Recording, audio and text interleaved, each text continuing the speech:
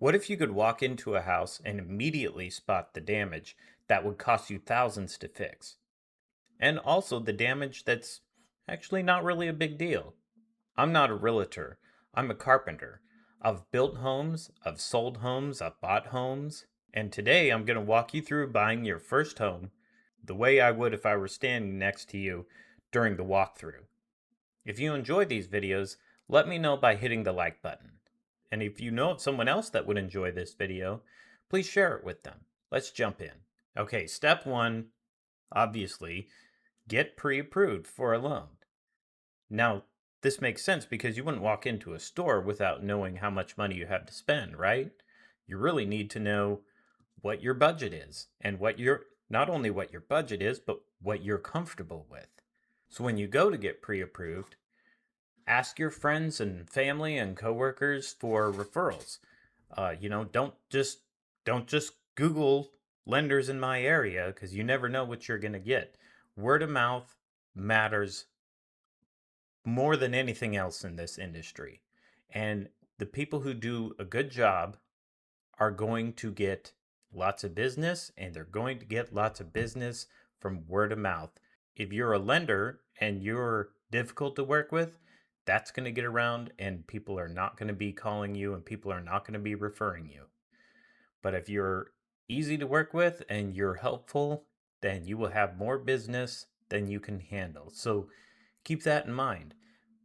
Ask for referrals, but know that the best people are going to be pretty busy. And that's okay because they're busy because they will do a good job for you. I would try to talk to a minimum of 3 banks or mortgage brokers. You want to get a good feel for what's out there in the market. You don't want to just go to your first one and go, oh, this guy's great, let's just go with him. Because you don't know what else is out there. And if you're new to this, especially, and I'm assuming this is your first house, so you're new, you don't necessarily know what good actually looks or feels like. So you definitely need to talk to a few of them. I would say minimum of 3. Also, when you either speak to them over the phone or you go to their office and talk to them, really listen to your gut. Your spidey senses in your gut have been developed over millions of years of evolution.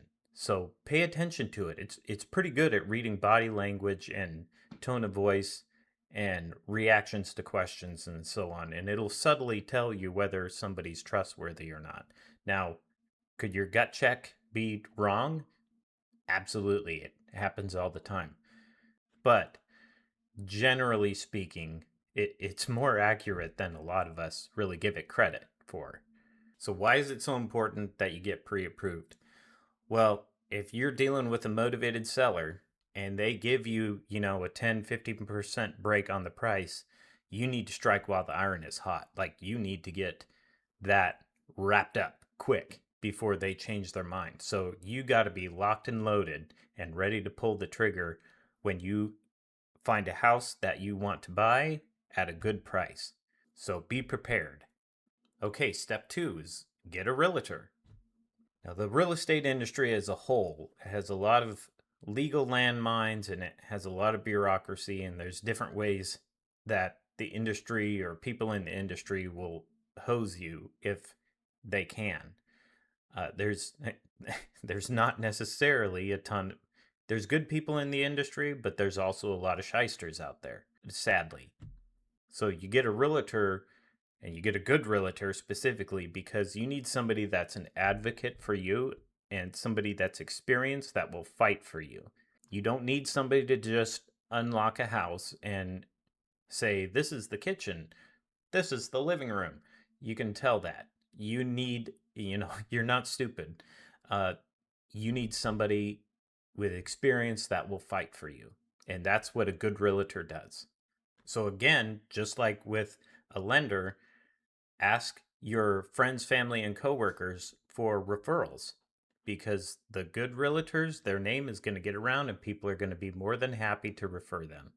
So definitely interview multiple realtors. I would say like 3 of them.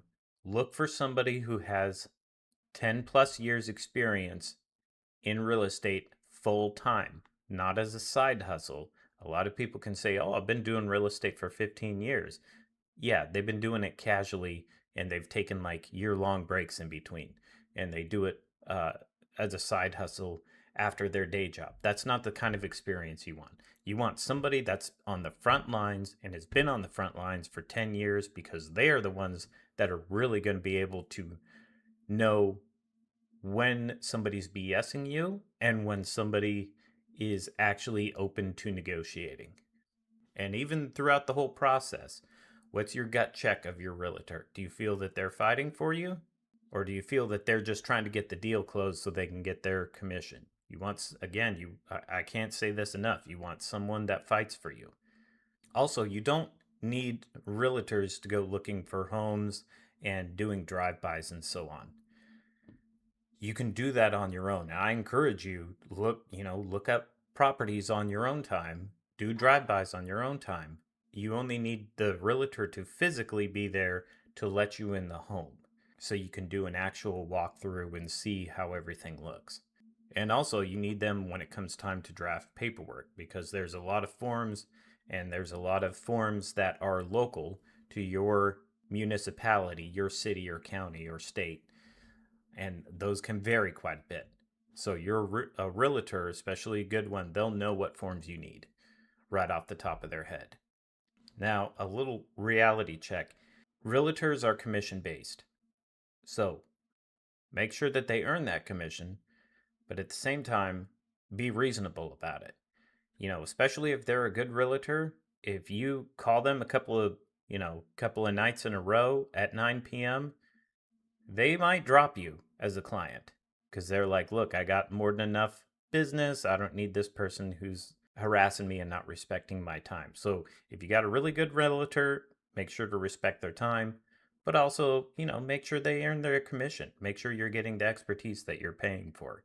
I understand this isn't black and white and it's a balancing game, but just kind of go with your gut. Know what, try to figure out who you're dealing with. And if you picked right initially, you won't have to worry about it. Bottom line is, realtors are a lot like contractors. There's a lot of mediocre ones, there's some bad ones, mostly mediocre ones. The good ones, however, are in high demand. They're always busy. They will give you the best product, however, or they will give you the best product or service, but they are busy and they do have the luxury to select their clients. So keep that in mind. Oh, and when you do find a good one, realize they're worth their weight in gold. Okay, number 3, pick an area before you pick a house. So develop a short list of a few neighborhoods or zip codes and focus on those. And keep in mind commute times for yourself. You have to commute to work, commute to the grocery store, there's childcare. Where's entertainment for the weekends? Is that an hour away or is it 15 minutes down the street? You're going to live there. So think about driving every day and what that would look like. So think about the neighborhood's proximity to the places you need to get to. Also, I'm harping on this because this was a really hard personal lesson. I look at neighborhoods now after making mistakes. I look at neighborhoods long before I look at individual homes or rental properties. And the reason is because you can renovate and change and improve your house and yard, but you cannot renovate your neighbor's house or yard. Good neighborhoods protect the value of your home over time. Good neighbors and good neighborhoods tend to be quieter and easier to deal with. This is why those 55 plus neighborhoods have popped up. It's because those neighbors tend to be quieter and, generally speaking, keep to themselves more. And so the value of their property stays elevated because of that. And on another note, find a neighborhood that you generally kind of vibe with. Find a neighborhood where you feel comfortable. If it works out for you, you could see yourself living there for 20 years. So also a warning about HOAs. HOAs can be, number one, expensive, and number two, they can just be a hassle and waste your time. So if you find a house and it's a part of an HOA. Make sure you're aware of what it costs. HOAs can be anywhere from $15 a month to $250, $500 a month for the high end neighborhoods. That's added to your monthly mortgage payment, and sometimes you don't get a lot of value for that money. It depends on the HOA. HOAs are just ran by people in the neighborhood, typically. So when you run across a house that has an HOA, that should be a red flag. Not necessarily telling you not to buy the house. I'm not saying that at all. I'm just saying be aware of the costs and what the HOA does and things of that nature. Sometimes HOAs can be great.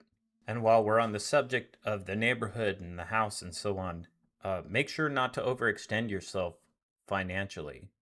A lot of people, they fall in love with a house and they go, "Oh, this is my dream home, and I want to live here forever." The problem is if you buy a home that is so expensive, you're running close to redline. After the first few months, you may start to resent that home, and it's not because you hate the house; it's because you hate the mortgage payment.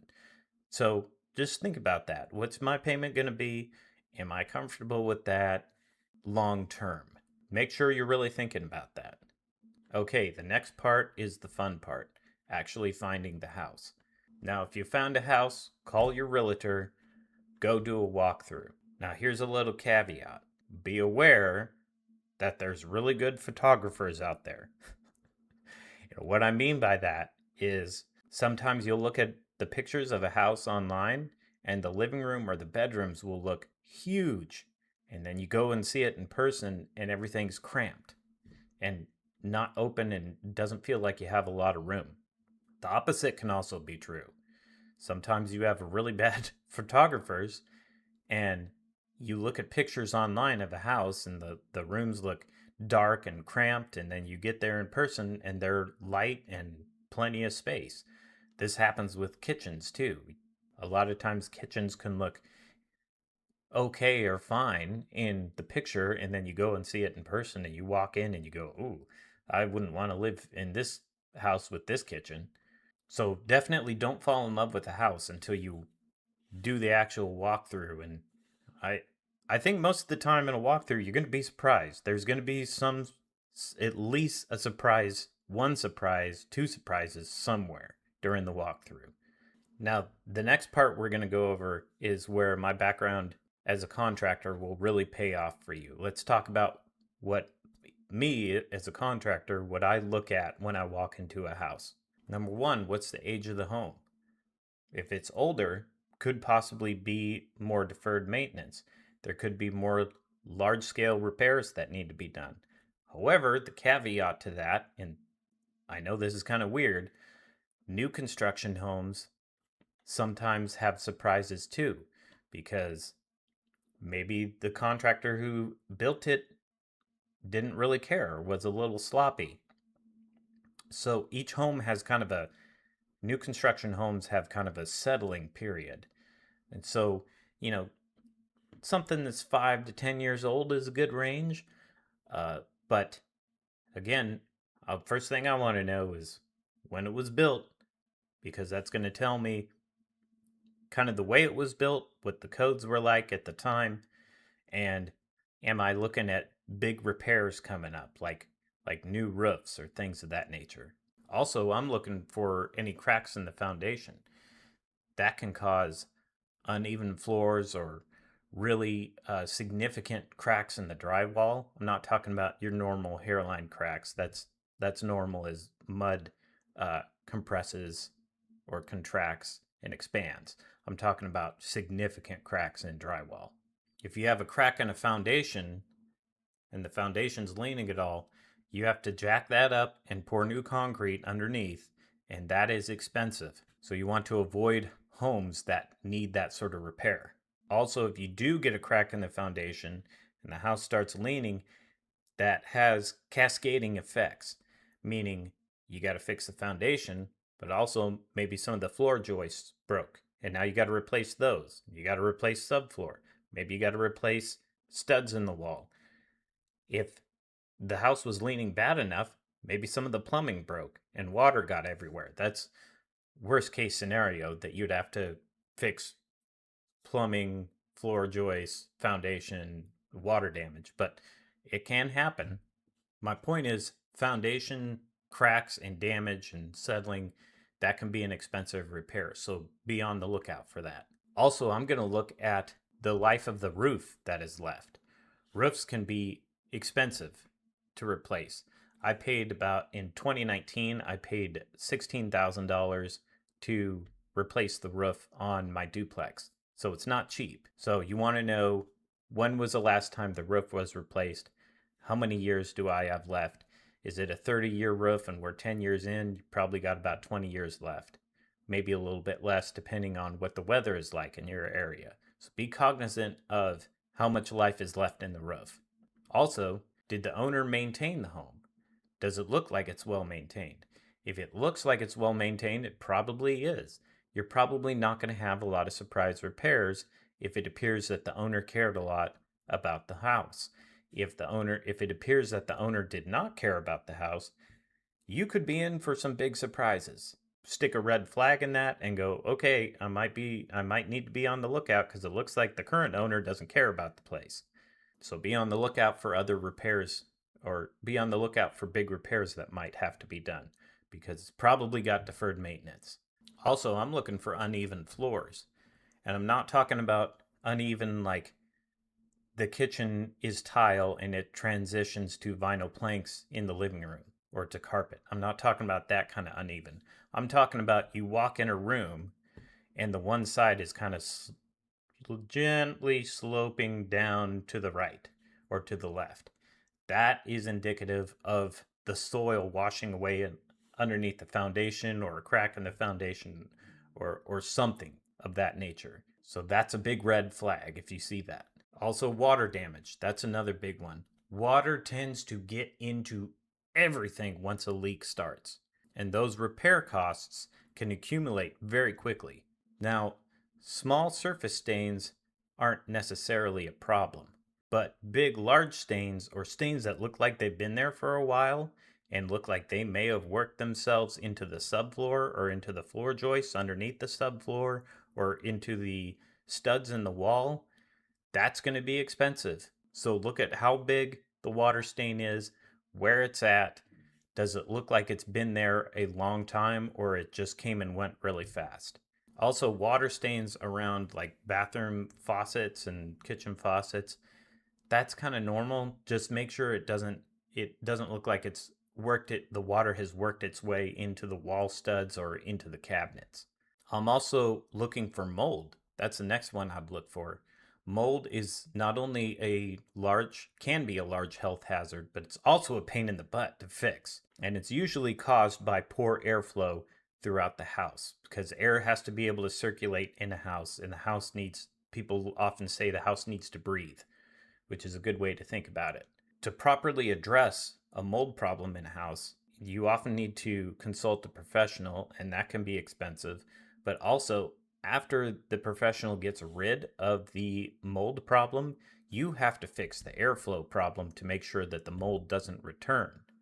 For instance, I had an attic in the first house I built. It had mold growing in the underside of the roof sheeting in the attic. And so I had to pay a professional to clean that up. And then not only did I have to do that, I also had to punch additional holes in the roof for box vents to get more air circulating in the roof system, so that air wouldn't sit stagnant and moist and cause more mold to build up again. And also, I got a pet peeve about this one.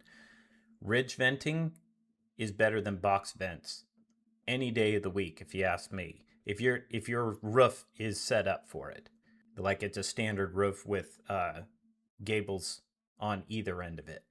And the reason is because it's more efficient, has better airflow, and it even looks better. Like it's a little bit more discreet than box vents are. So when you can, definitely go with ridge venting over box vents. But check the local building codes in your area, because they could have different rules about that depending on the city, county, and neighborhood. Also, I want to know about the HVAC. When is the last time the furnace has been serviced? When is the last time the air conditioning has been serviced? If that stuff has been neglected, you can be looking at a repair bill anywhere from $1,000 to $10,000. So make sure to inquire about that. Furnaces really need to be maintained and looked at least once every 1 to 2 years by a professional to make sure that they're in good operating order. Okay, here's number 6. Hire a home inspector. Now, lenders typically want this anyway, but bear in mind that home inspector quality and experience will vary a lot. There's a lot of different home inspectors out there that they just go to, a 2 week class and then they get their home inspection license and they've never worked in construction or built a home before. And then there's other home inspectors that are retired contractors, so they know a ton. So you don't know necessarily what you're going to get unless you check them out yourself prior to them coming to your site or to your house. And here's an example of that. I sold a home in San Antonio one time, and the buyers hired a home inspector.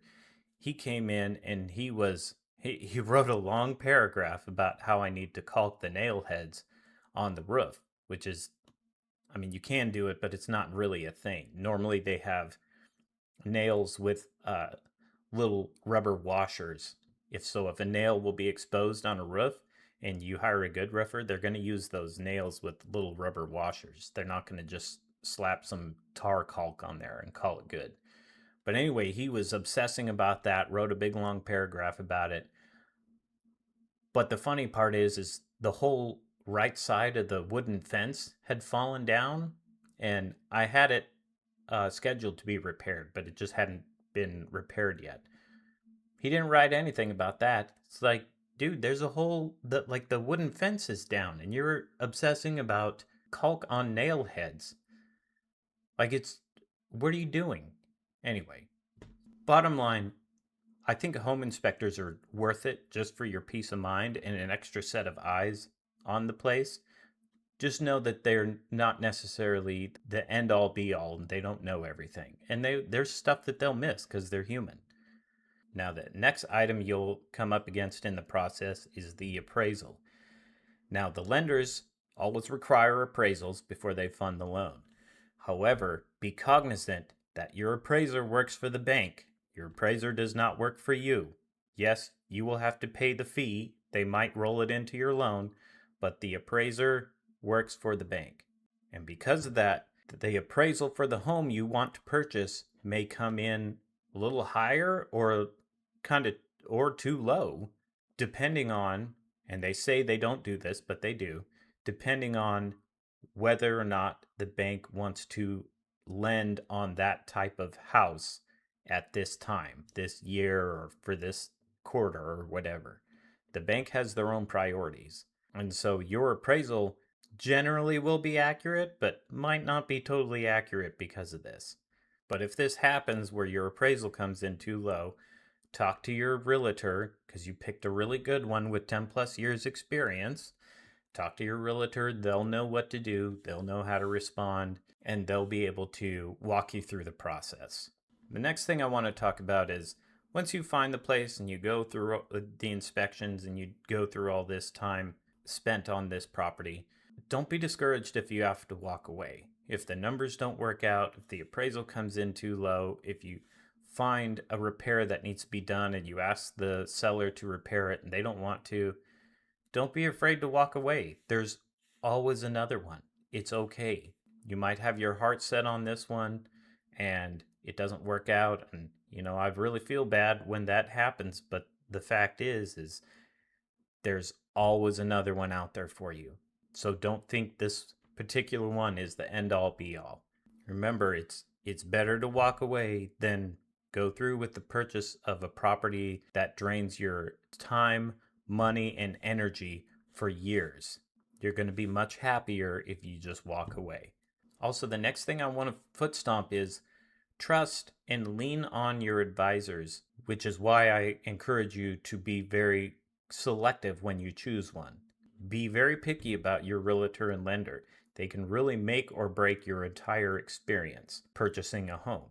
Real estate is really not a solo sport. There's too much money exchanging hands and there's too many moving parts. Not only do you need to watch out for yourself, you need good advisors that will watch your back as well. It's very, very important to have those good advisors.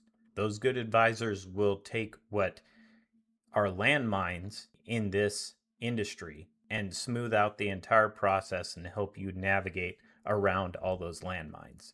All right, now that you've found a lender, you found a realtor, you picked a neighborhood, you selected a house, you did your inspections, the loan got funded, now it's time to move in.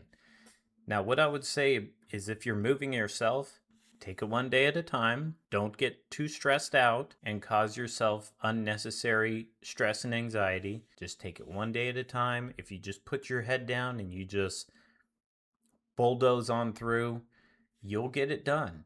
You just got to take it a little bit easy on yourself because moving is a lot of hard work. So don't get stressed out. Try to enjoy the process. Know that it's going to be a lot of hard work, and that's okay because in the end, it's totally worth it. Now, since you bought a home, you're going to get to enjoy years of that home appreciating in value, and you're going to enjoy years of that equity buildup as you slowly pay down your loan. You pay every month towards that principal. That's like a forced savings account for you. That you can think of that as contributing your mortgage payment contributing to your own retirement. So you've made a really good choice here. Yes, home values can go down. We had a 2007 crash. We've had other small crashes. Home values can go down, but generally speaking, they rise over time slowly.